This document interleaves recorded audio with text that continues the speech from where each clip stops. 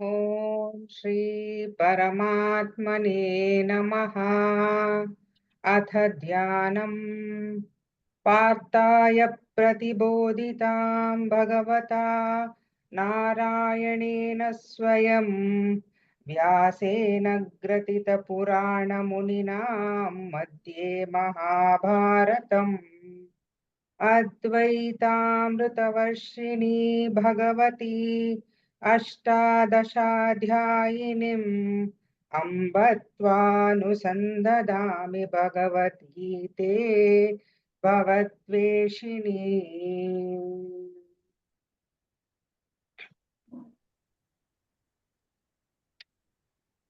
Thank you. And just present the slides. So each speaker is taking 10 minutes. Right, I'll put the timer.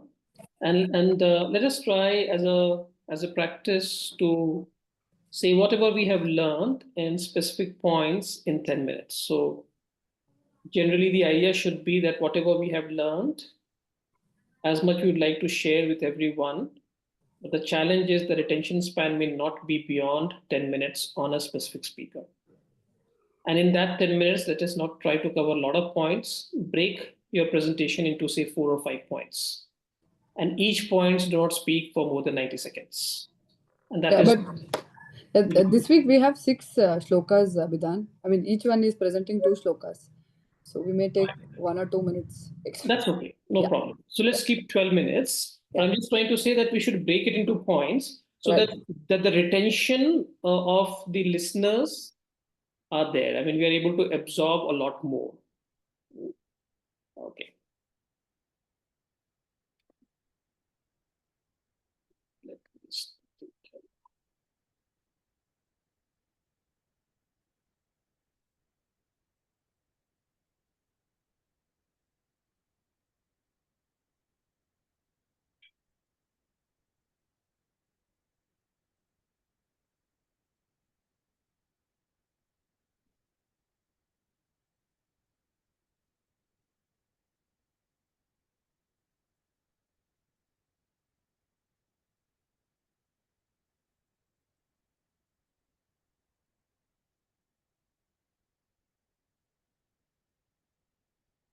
Let's start. With salutations to our gurus, we are now moving ahead with the next set of shlokas. Go to the next slide, Bidan. Yeah. So here, very quickly, I'll just tell you, this is a transit from Jnana Yoga to Karma Yoga. Why do we need Karma Yoga or why do we need Jnana Yoga? In the Vyavahara, we need the right knowledge and the right action. So we need this Buddhi. What is this Buddhi? Buddhi is the discriminating intelligence. So the point of karma is to not do karma.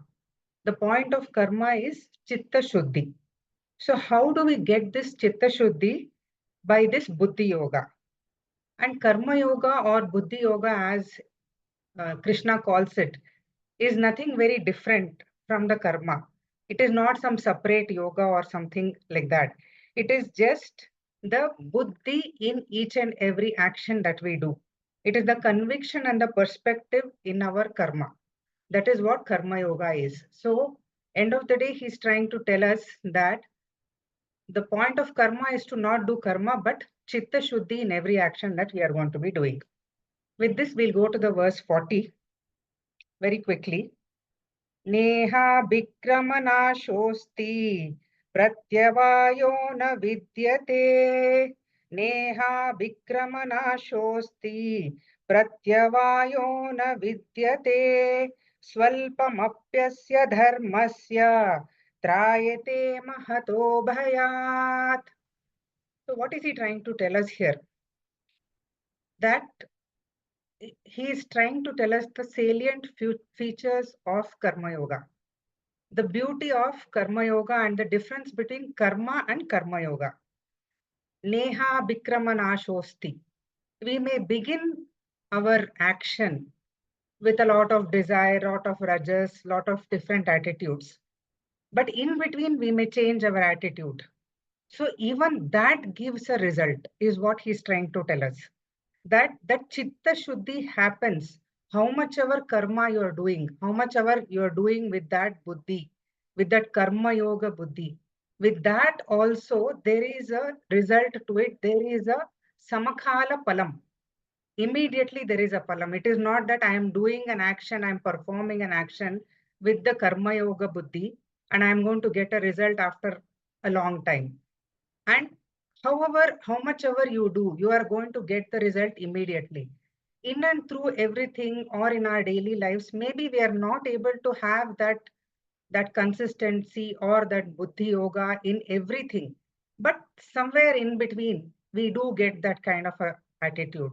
Even with that smaller kind of an attitude, smaller kind of a conviction, there is a positive result to it. Immediately there is, if I have to tell, I mean, it's a very, there's an instant gratification. There is a samakala phalam of that.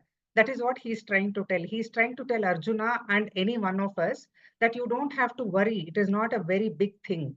It is that you get immediate result. And pratyavaya, there is no adverse result to it. There's no adverse effect to it. For example, all the narrators have told, suppose you have to take some medicine, you have to do some action, you have to get your car serviced. If you don't do it, there's an adverse effect to it. But here there is no adverse effect. Pratyavaya, there is no adverse effect. If you don't want to do it, you'll remain where you are or wherever you wish to be. But there is no adverse effect to it. And the promise that he gives, that you see the result. Svalpamapyasya dharmasya. Dharmasya means this karma yogasya. Even if you do a little bit of it, there is a result. And what is that result? That result is very big. That phala is very big. That is, it will save you from the great fear of samsara. Trayate mahat bhayat. It is going to save you from the great fear of samsara. So in and through everything, we may not be perfect, but the little things that we bring this attitude, this conviction into our actions will give us results, and there is no adverse result. It is your choice. You don't want to do it, you remain where you are. So this is what he's trying to tell Arjuna, that, and to all of us, that don't get scared. It is not that you don't have to think so much. Begin small and you will move further. So the next thing that he talks about is in verse 41. So, okay, fine, I know this, but how am I going to do this? Like any one of us, Arjuna is also asking, fine, it's extremely an attractive offer, but it can't be so much. I mean, Krishna can't make it so simple to all of us. So there should be some kind of a thing as to, okay, I want to do this, but how do I do this? What are the things that I need to carry forward with this? So he comes to next, that is verse number 41. व्यवसायात्मिका बुद्धिः एकेह कुरु नन्दना बहुशाकाश्च अनन्ताश्च बुद्धयो व्यवसायिनाम्. This is something that all of us kind of relate to in a very big way, actually. Let's talk about two important words that Krishna is mentioning here. Lord Krishna is using the two words Vyavasatmika and Avyavasatmika. The two words that he is using very clearly. So what are we trying to tell? Let's begin with the line 2, where he's saying Avyavasatmika, and there is a lot of, what does Avyavasatmika do? Avyavasatmika is where it's a scattered focus. And in and out of everything, there is no decided goal. Okay, I mean, I can talk for myself and a lot of us over here. It's not very easy to set your goal and understand from where we are going to reach. What's your purpose of life? We don't know what it is. It's not so easy. But what he's trying to tell us is this avyavasatmika will only lead to a distracted focus. There is no focus. For example, the very Vyavahara example that one of the narrators has given is, we are always looking, see, whatever we do, wherever we are in our lives today, whatever varnas we are in, whatever stages we are in, whatever roles we are playing today, end of the day, I think all of us are looking at or seeking only one thing, that is happiness, sukham. or Ananda in everything. I mean, I think this we have also discussed in our previous Swame classes. End of the day, happiness is what we are looking at. I mean, it's a different definition for all of us. But this is what Sukham is what we are actually looking at. But what happens in Avyavasatmika Buddhi is this Sukham, what we are trying to derive, we try to derive or define it through the world. That is through Bahushaka, that is many, many branches. We try to derive it through many branches. So that is where you should not be doing it. And as always, from the very first verse of Gita, Krishna uses a relevant name to Arjuna in every such situation. Why is he referring to him as Kuru Nandana over here and not as Partha or not as Gudakesha or nothing else? Why is he doing it? Because he's trying to tell the clan in which he belongs. There are many people, many Shaka is there. Don't try to derive your happiness or don't try to get into, base your decisions or get your happiness through the Bahushakaya, through your Kuru Nandana. You are a Kuru Nandana where you have many branches. Don't do that. The end of the day, what all of us should be doing is you should have a single point focus. Okay, that is what he's trying to tell us here, that Vyavasatmika Buddhihi. This is what is the most important thing, that to develop that Vyavasatmika Buddhi. Don't keep jumping from one to other, one to another, and another to another. Bahushakaya. And jumping in the sense here, see, Krishna is talking about a bigger standpoint view of spirituality or whatever it is there. But we have to apply it to our own Vyavaharika Buddhi. That don't try to derive whatever we have to get from the Bahushakaya, whatever is around us. Multiple thoughts do not take us anywhere, is what he's trying to tell us. Keep the focus and keep the thing. I think we've had a lot of discussions about Dharma and Swadharma. So Krishna is trying to bring back Arjuna's focus to tell us, this is your dharma, okay? Or keep the focus on the dharma. I should execute it not for winning or losing, with the attitude that samatva, where we have already spoken about this. So you can do that samatva, you can bring in that samatva to all the dual characters, sukha, dukkha, everything, only if you have a vyavasatmika buddhihi, that is a single point focus. If you have a bahushaka, vyavasatmika buddhihi, we will not go anywhere. So he is first trying to tell that it's a very, karma yoga is a very easy thing to do. It's very, very simple. So add that buddhi or attitude to your every action and make it a karma yoga buddhi. Buddhir yoga, make it that. And in the process of doing that, have a single point focus and not multiple jumping from one to another. This is what I think it's a very relevant thing to all of us now, that, okay, it's very simple, but how do we develop it? So this is what verse 40 and 41 have been told. Next, I think Sahana will take over.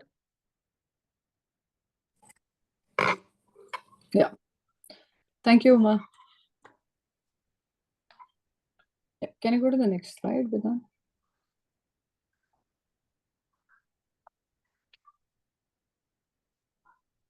Yeah. Namaste, everyone. Yeah. Let me take you to 2.42 and 43 verses. Yamimam pushpitam vacham pravardantyavavipaschitaha vedavadarata partha nanyadastiti vadinaha. Then the next one. Kamatmana swargapara janma karma palam pradam kriya vishesha bahulam bhogaishwarya gatim prati. So the meaning of these shlokas is, the unintelligent ones are those who are enamored of the Vedic statements of the ritualistic portion, who are the votaries of heaven, who always argue that there is nothing else, and who are full of desires, speaks such flowery words which are full of specific rites for attaining pleasures and power, and which will lead to further births. The result of actions. Firm knowledge does not take place in the mind of those people who are attached to pleasures and power, and whose minds are carried away by such words. Right? So here, Krishna is strongly criticizing people who are confused about their ultimate goal. So he calls them a non-karma yogis. Uma just spoke about karma yoga. So he calls who are confused, who doesn't have a clarity of what is their ultimate goal, they are non-karma yogis. Yeah. So to understand this, we need a little background, right? I will briefly mention that here. So Lord Krishna has divided all human activities into three types. One is Sattvika Karmanis, Rajasika Karmanis, and Tamasika Karmanis. What is Sattvika Karmanis?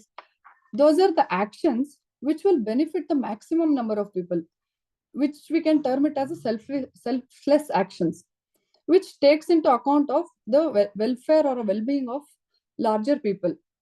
So self-centered actions are called Satvik Karmanis. The second one is Rajasa Karmani, in which actions are purely individual oriented, self-oriented actions. The person here is not bothered about anybody else, whether they are harmed or benefited. He does not bother. Only focus is he has to get benefited. So basically, we can call this as selfish actions. And the third one is Tamasa Karmani, in which person is not only selfish, but also for the sake of fulfilling his material needs, he does not mind harming others. So therefore, they are called Krura Karmanis, which involves hurting other people. Thus, the actions are divided into three. One is selfless actions, selfish actions, and harmful actions. So why are we talking about this? Because these actions contribute very much towards the growth of an individual, right? The scriptures points out that Sattvic Karmanis are primarily the contribution for the inner growth of an human being, right? And these Sattvic karmas may produce outer benefits also, like material benefits, but that is secondary. It is a byproduct. But the primary product is the inner growth. Whereas Rajasa Karmani also contribute, but the proportion is very different. Here, it primarily contributes to the outer material growth of a person. He'll be able to accomplish lot of material sense pleasure objects. But in terms of spiritual growth, the contribution is very minimal. So it is a very slow growth, we can say. Wherein the third one is Tamasa Karmani. In this, the person is harming other person through his harmful actions. He may get lot of material benefits through corruption, scams, right? Cheating, adulteration. He is doing all of this for what? Only for a material gains, right? He will have all of this, but they say Tamasa Karmani may contribute to the material benefit, but when it comes to inner growth, it does not contribute anything to the inner growth of a person. In fact, it pulls down the person spiritually. That means he does not grow. He is going to go away from the inner growth, right? So what we have to remember is Sattvic Karmanis are the only predominant things which will contribute to the inner growth. Rajasa Karmanis does contribute to the inner growth, but in a very limited way. Whereas Tamasa Karmanis retards the growth. It pulls down the person away from the inner growth. So the very important information we know is there is real happiness and peace, right? which is primarily depends upon the inner growth alone. It does not depend upon external growth. No doubt, external growth also, material gains also does give you some kind of joy and peace. But we are not saying no. But primarily, the real peace and happiness contributed by inner growth alone. Which means, let's take for example, if a person has all the material luxury and he has got all the gadgets, but he cannot enjoy life fully because he will have conflict, because he would have gone against his conscience. So when the inner growth is stunned, the external things cannot give them any real peace or happiness. Whereas if a person has an inner growth, and even if he does not have external things, material things, he still can enjoy the happiness and peace, right? So first thing we should know is 3 types of karmas in terms of inner growth. The second one we have to know is inner growth alone is a primary contribution to the happiness and peace of a person, right? Here, keeping this in mind, Krishna strongly criticizes the people who are committed to Rajasa Karmanis, the one who are interested in their own personal benefit, the two material benefits alone. They do not care about any other thing. And such people, he says, selfish people are criticized here strongly.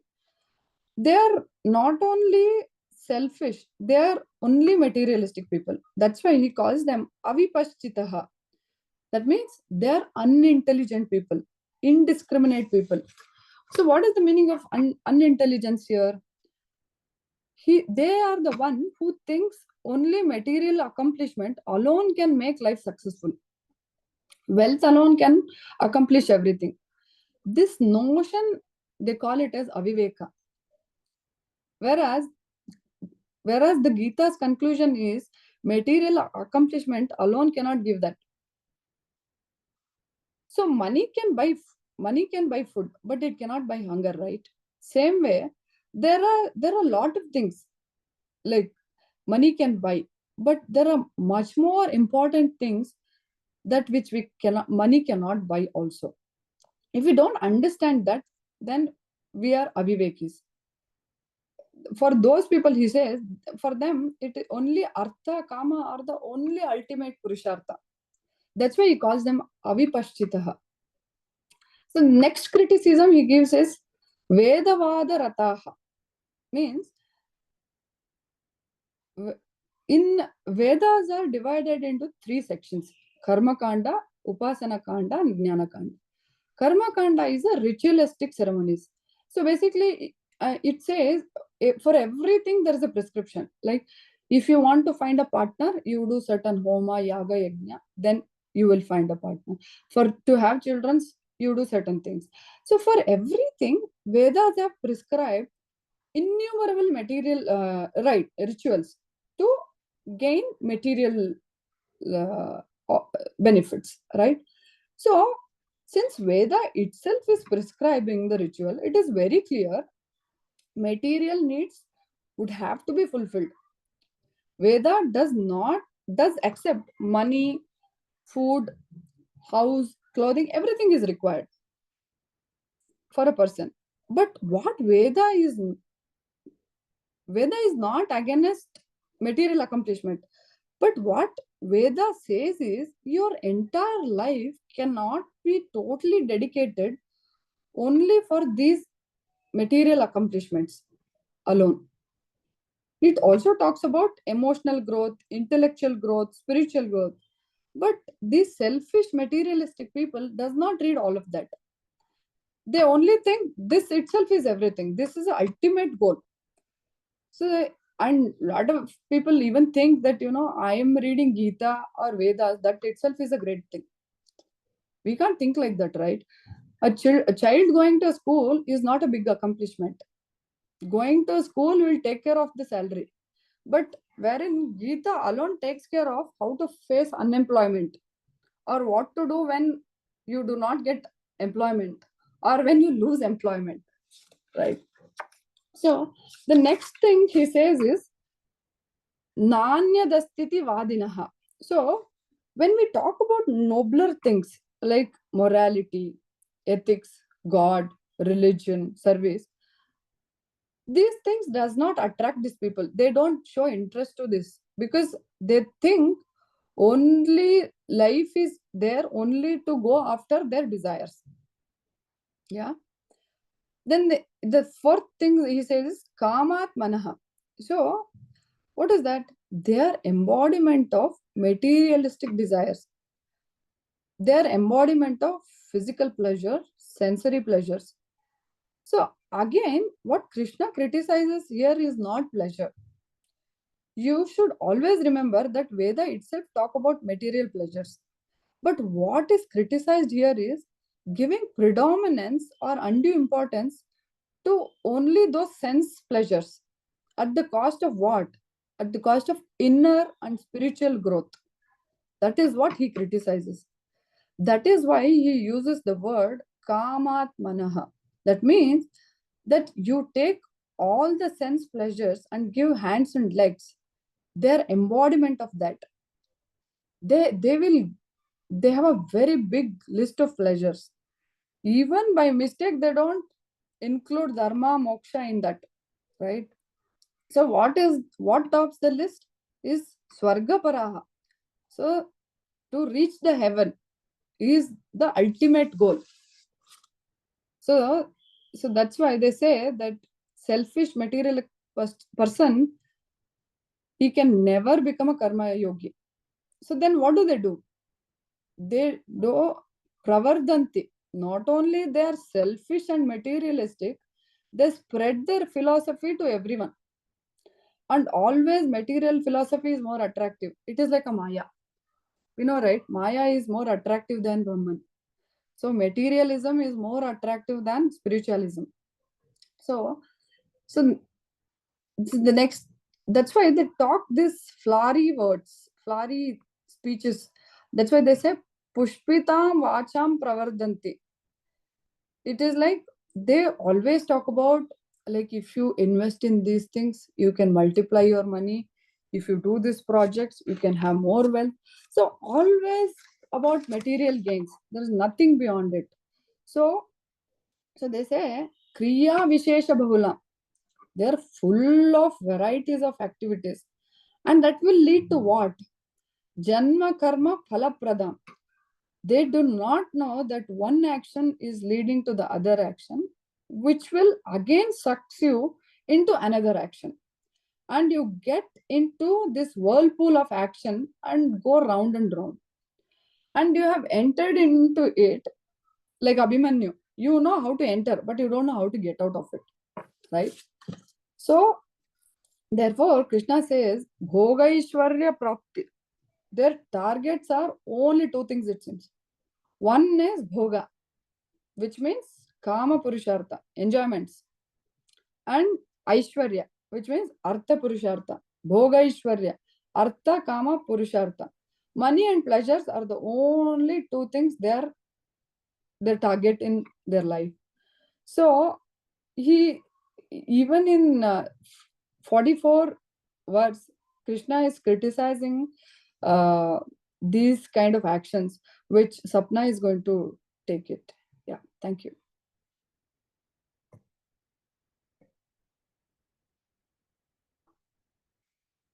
Thank you, Sahana. Thank you, Ma. Verse 44. Bhogaishwarya prasaktanam tayapahārita chetasam vyavasayatmika buddhihi samadhau na vidhyate.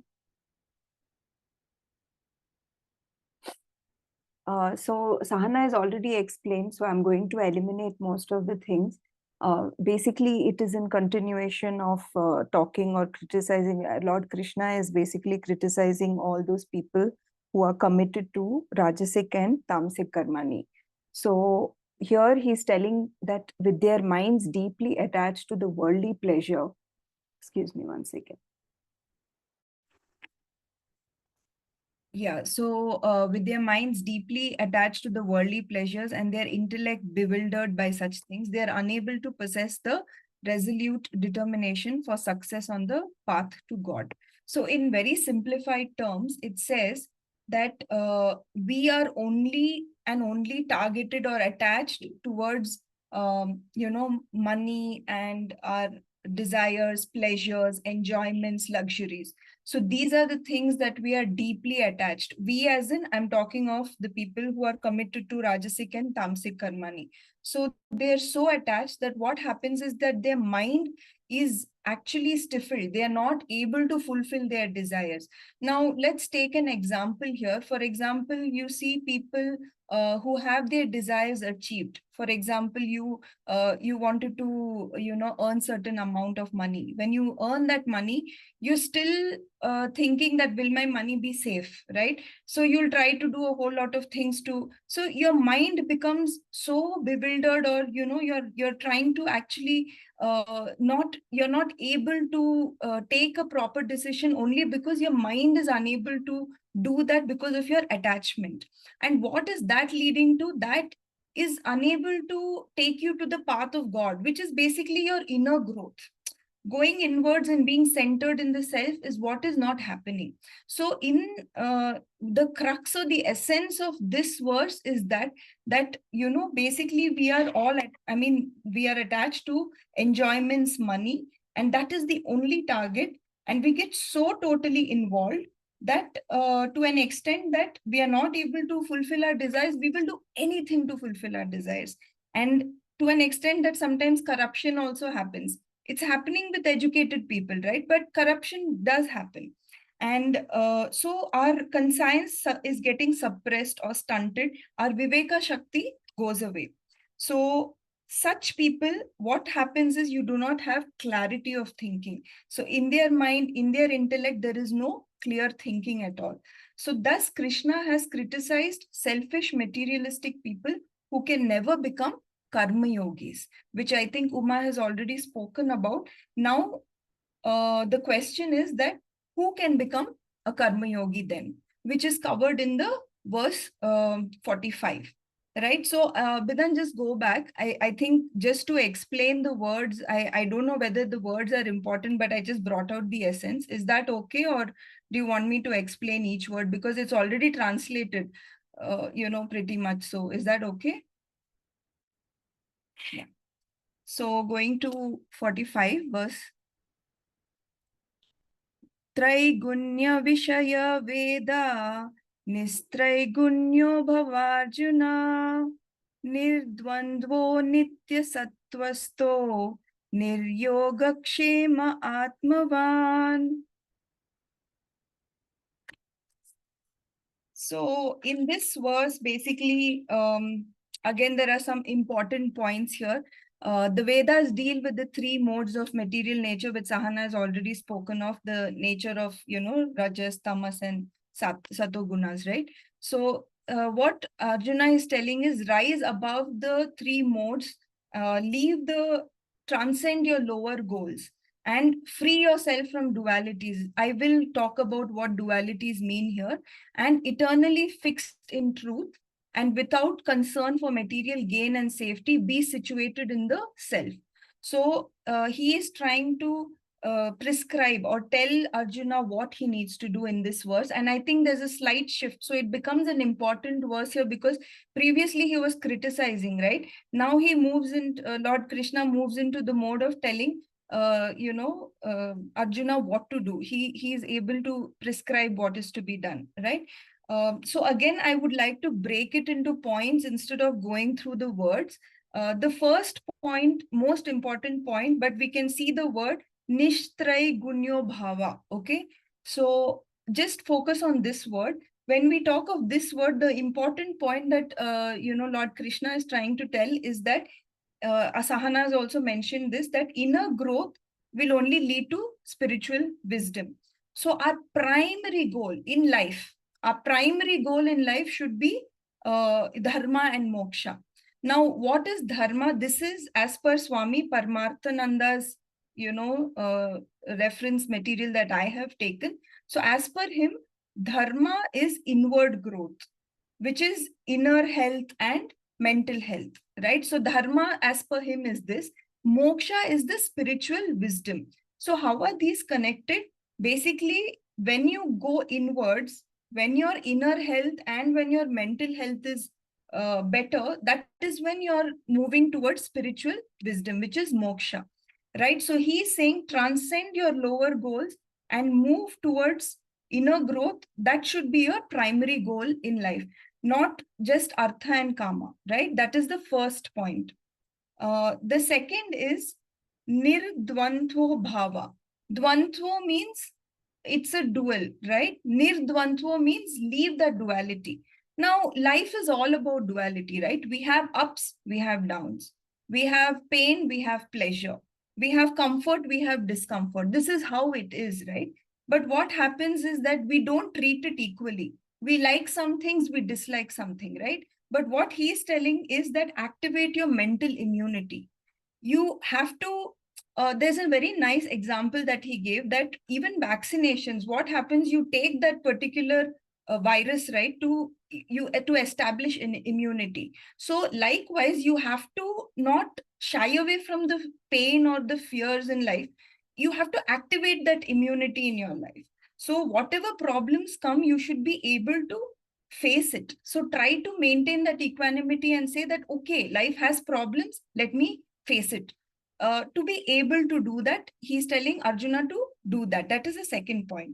Now, the third point is Nitya Sattvasto Bhava, means maintaining your discriminative power and knowledge. Discrimination between, yes, like Sahana mentioned, we need artha, kama, all these are important. We all run after our desires, but you should be able to discriminate your dharma and moksha, right? Right? What is important? So like there is this analogy of, curd rice with pickle and papad. It's my favorite also. So when you eat curd rice, pickle and papad, you can't eat more of pickle and more of papad, right? Your main meal will be your curd rice. It is bland, it may not be so tasty, and it will be nice with pickle and papad. But the point is that you cannot make pickle and papad the main things. So your dharma and moksha become the curd rice, and this pickle and papad are your artha and kama. So that is basically how you need to know that how much of pickle, how much of papad that you need to take. And that's how life should be. So that is maintaining your discriminative power. Now, why would you need to do that? Anybody can answer this, just because it's, very quiet. Why do you think we need to, understand dharma and moksha, or give more importance to dharma and moksha? Will anybody be able to just tell, like, why not artha and kama?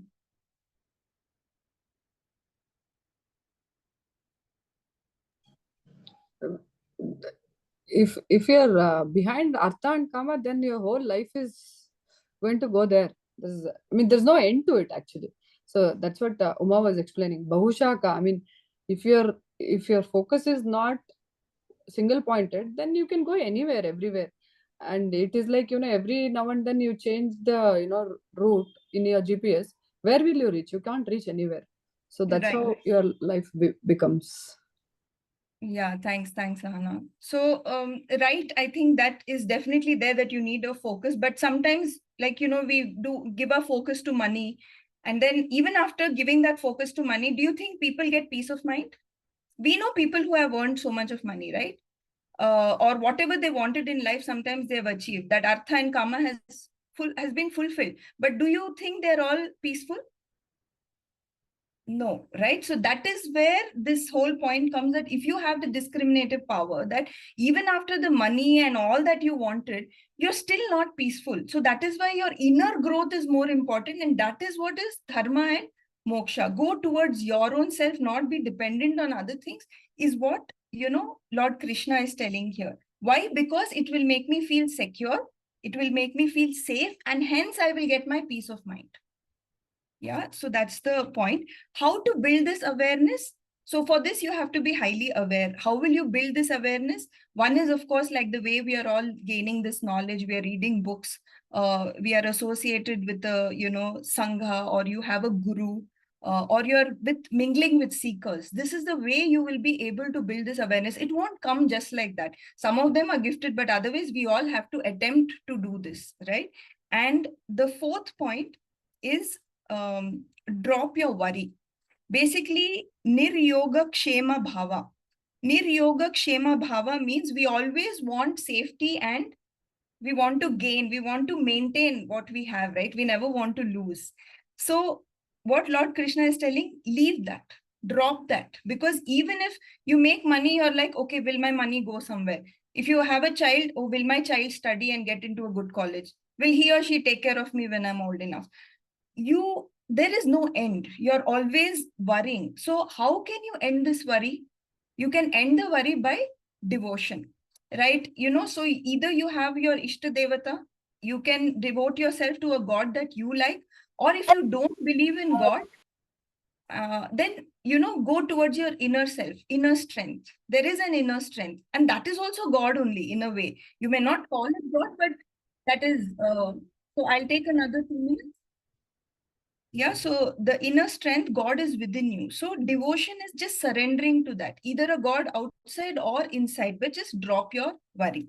The fifth point is to be alert. And this I feel is the most important thing, because you have to make your life more deliberate, like Atmavan Bhava, which means that do not be carried away by your experiences and circumstances. Do not just lead a life mechanically like that, you cannot be so attached to your body, mind, emotions, roles, responsibilities. It's good to remember that we are all on a journey, like remember this railway station where we get off a station, but we know that we have to get back to the train. It's just a small phase and we have to get back to our journey. So even in our lifetime itself, in this lifetime, you have brahmacharya ashrama, grihastha ashrama. It is called ashrama because it's a stage of life. So these are all intermediary stages. Nothing is an end in itself. End is totally different, right? So never get carried away by any particular pursuit. And this will be alertness. So being alert that, okay, this is my emotion I'm attached to, or this is my roles that I'm getting attached to. Just that alertness, I think, will help us get to the goal that Sahana and Uma, we were discussing about, that goal that we want in life. To just be alert and stay away when you're getting too attached, I think is the sign of a karma yogi. And Lord Krishna is telling that if you're aware, and this is a sign, and this is the attitude and the outlook of a karma yogi, Arjuna, you also be a karma yogi. So this is what is this shloka. Thank you so much. One point I'd like to add, Sapna, here, which you beautifully brought out, niryoga kshema, no? That leave that fear that you spoke about. Very, very, very nicely you brought that out. Again, Lord Krishna comes up with the thing of, the connectivity is what I was trying to say. So beautifully, everything is connected. In chapter 9, he says that, yoga kshemam vahamyaham, that very famous LIC line that we have, no?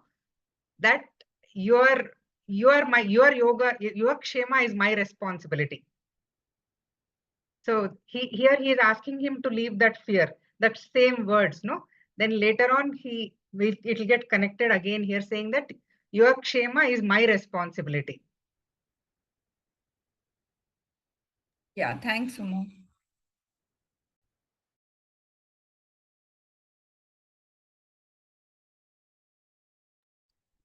It was such a fantastic presentation today. I mean, I just loved every word of it. The preparation was amazing. And the best part is that in spite of 2 shlokas, all of you managed to do it in the time.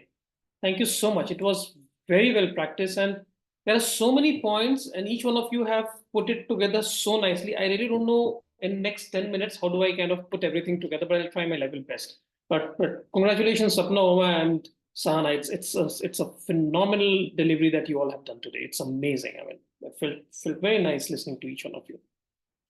Right. So just to kind of put the concept together here and get a higher perspective.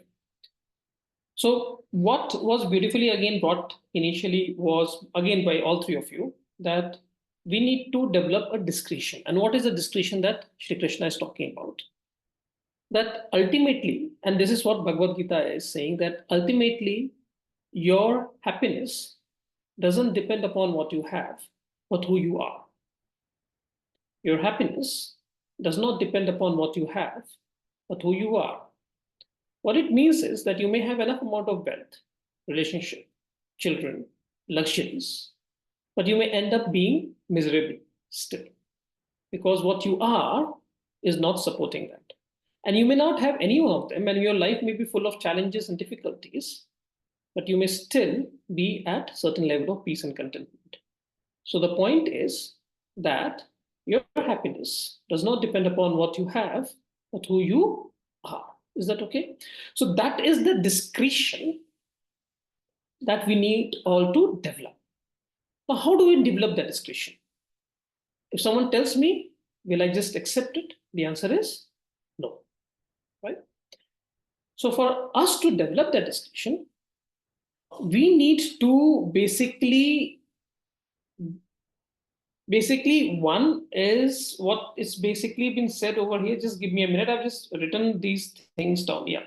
So how do I develop that discretion? I will develop that discretion only when I do not have too much of attachment with artha and kama. If I have too much of attachment with artha and kama, I'm completely invested in that all the time, and one karma gets fulfilled, another karma comes up, another karma gets fulfilled, third karma comes up. So I basically get in that rigmarole for my life. So if my attachment is very deep with only artha and kama, it is very difficult to develop that discretion. Correct? So far so good. Point number one, develop the discretion. Point number two, it's difficult to develop that discretion if we are too attached with artha and kama. And therefore, Sri Krishna highly criticizes people who are doing big events or doing only rituals to take care of their artha and kama. So if you look at Vedas, has two parts, Veda Purva and Veda Anta. Veda Purva is also known as Karma Kanda. In Karma Kanda, there is a ritual specified for every need of yours. If you want to go to heaven, if you want to have children, if you need to have wealth, you do certain rituals which will help you get all of it. Now, if someone is completely and purely devoted only to do rituals to fulfill their materialistic desire, then they will continue to stay in that loop and they will never have the discretion to basically go inward and know who you truly are. And therefore, Krishna is highly critical of people who have only devoted their lives for ritualistic practices. Is this okay? And it does not mean that you should not be doing, but he clearly says, and this is what Sahana was also trying to point out, that you should not be only doing that. Right? So now, what do I do? So point number one, happiness depends upon who you are, not what you have. You need to build that discretion. Point number two, if you want to build that discretion, it is very difficult if you are only identified with artha and kama, because you will get into that loop. And therefore, Shri Krishna, point number three, is very critical of people who are only doing rituals. Now, how do we break the loop? He's saying, if you want to break this loop, do something called Buddhi Yoga. Buddhi Yoga is something synonymous to Karma Yoga. And what is Karma Yoga? In Karma Yoga, as we have seen, he basically suggests to change the attitude behind your every karma. Because all the karma that we do, what are all the karma that we are doing? We are basically doing all the karma to keep ourselves happy. Most of our karma will be dedicated towards artha and kama, and maybe a little bit towards dharma. He's saying, convert your karma into karma yoga, and as soon as you convert your karma into karma yoga, you are slowly moving away from artha and kama, while your objective may be artha and kama, but once you kind of change your attitude behind your karma, as soon as it becomes buddhi yoga or karma yoga, it starts falling into dharmic activities. And if you slowly move from karma to karma yoga, automatically you will basically start developing that discretion. And he even goes about saying that if you are performing Vedic rituals, and if you don't do the Vedic rituals as per the prescribed norm, and to an extent it is prescribed, you will not get the benefit. It is like if the water is, say, at 1,000 feet below, and if you dig only till 800, you will not get the water. You will not get the benefit of the digging of 800 meters because you haven't digged enough. So that is how the rituals work. If you do not do exactly the way it is supposed to do with the amount of hours you need to put in, you will not get the benefit irrespective of how much effort you have put in. However, when it comes to Karma Yoga, he says that whatever you do, you will get directly proportional result to it, and in fact more. So Sri Krishna is very clearly saying that please move away from rituals to changing your attitude behind your work and do Karma Yoga, because by doing so, you will get a far more results, and you will get results in proportional to what you have done. Even you have not been, as Uma was saying, able to do 100% of what you are supposed to do as Karma Yoga. Even if you have done 20%, you will get benefits equivalent to that 20%. Is that okay? So he has not necessarily spoken what is Karma Yoga, and it's going to talk about as we go along in the further verses. But he's sort of put a base here. The base is have discrimination, have a discernment, the discernment that inner growth is far superior to an external growth.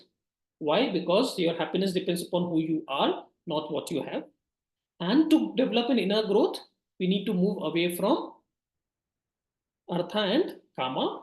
We cannot always be stuck over there. Therefore, he is too critical about ritualists. But still you have to do your karma, convert your karma into Karma Yoga. Your actions becomes dharma. That dharma will automatically start generating inner growth. So this, to my understanding, is the crux of what Sapna, Uma, and Sahana told today. Does it make sense, all three of you? Right? I've been taking notes. Just give me a moment. Okay. And Uma also spoke about Chitta Shuddhi, that Karma Yoga is all about Chitta Shuddhi. Chitta Shuddhi is nothing but, in a very simplistic word, inner growth. It is basically your Chitta, your mind gets cleaned. Your ability to discern becomes better. So I've just kind of spoken about it. Just give me a moment. I just want to make sure that I've covered everything all these three people have told. And yes, another point which was also brought out is that we should not have a scattered mind. And what here Sri Krishna is also trying to say is, I don't know if he's talking about spiritual shopping, that we move from one guru to another, one dimension to another, we move from here to there and try and figure out what gives me the maximum amount of benefit. He's trying to say that please understand that take up one path and follow it properly. Don't keep on moving from one place to another, because the scattered way, and therefore, and he's advocating that if you want to pick up a path, pick up Karma Yoga and do it diligently. Forget about anything and everything else. Just simply do Karma Yoga for the rest of your lives, right? So that is one important part we have spoken about in our growth.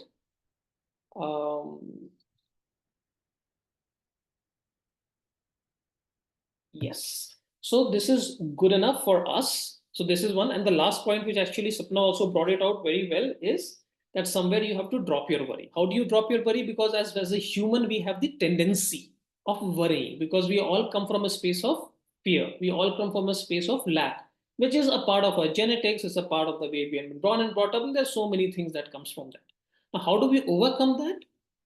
We basically overcome it by Karma Yoga. What is the basic principle of Karma Yoga? Every action is an offering to the universe. And everything that happens is basically prasadam, right?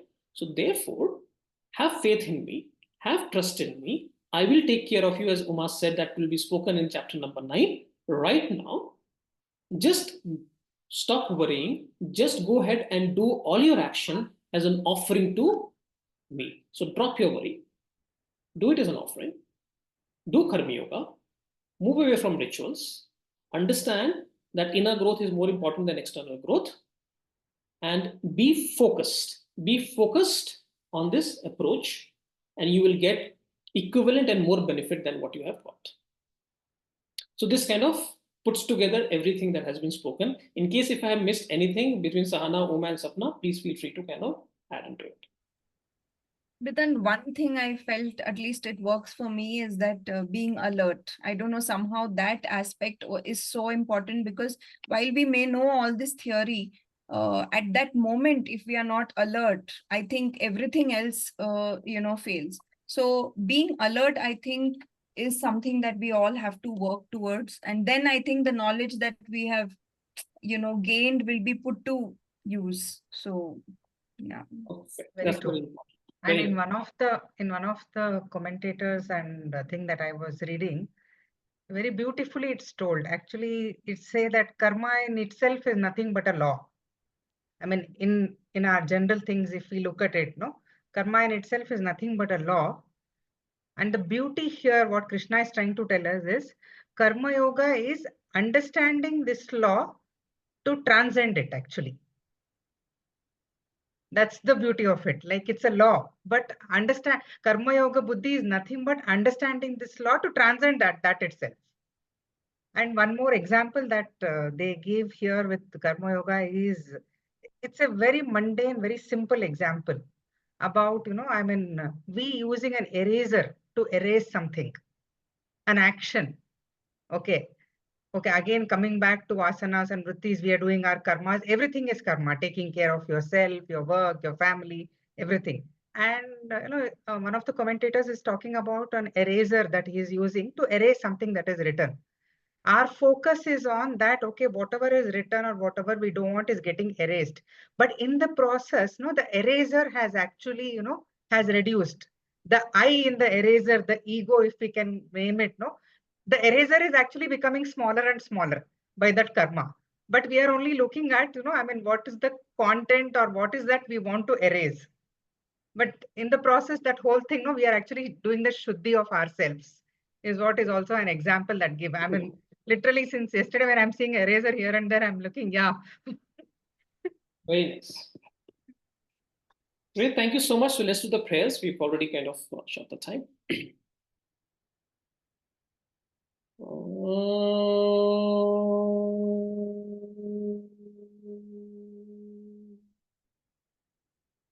Sahnavavatu Sahnau Bhanattu Sah Viryam Karevavahai Tejasvinavadhitamastu ma Vishavahai.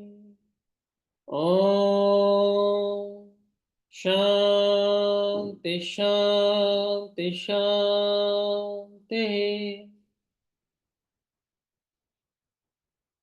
Thank you so much. Thank you. Thank you, everyone. Thank you.